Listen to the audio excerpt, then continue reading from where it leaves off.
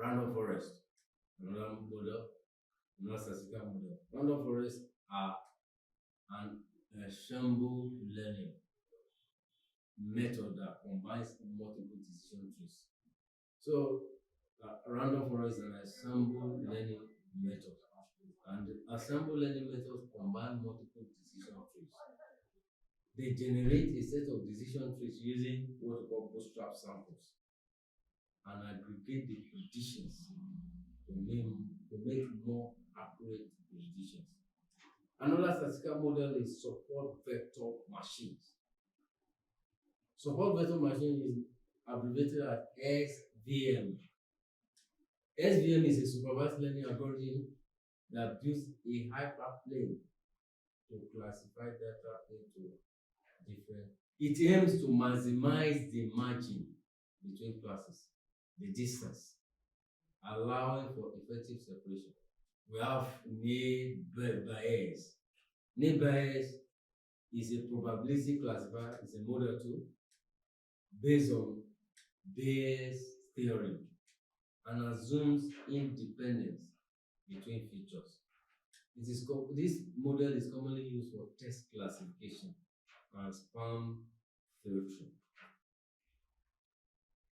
When we go deeper into machine learning, we learn about supervised and unsupervised learning. And part of unsupervised learning is classification and regression.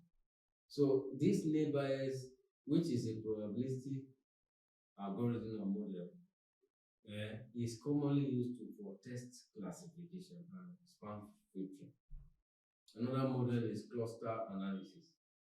Now, the cluster analysis identifies groups or clusters within a data set based on similarity or distance measures. It helps in segmenting data and finding meaningful patterns or subgroups. Another model is survivor analysis model. Now, survivor analysis models time to event data, time and event data, where the event of interest may be death, failure, or occurrence of an event. That is what is called survivor analysis model. It takes into account censoring and provide insight into survivor probabilities and hazard rates. Do you get it now? So we are talking about survivor analysis model that is time to event data relationship kind of. Then another model is neural networks. Neural networks are models inspired by the human brain and consist of interconnected nodes. These interconnected nodes are known as neurons that learn from data.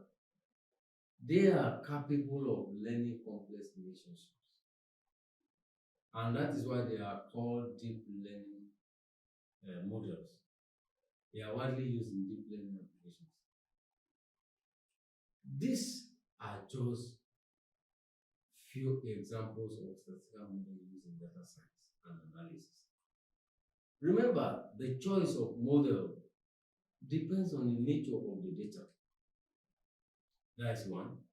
It depends on the research question. That is two. And the assumptions underlying the model.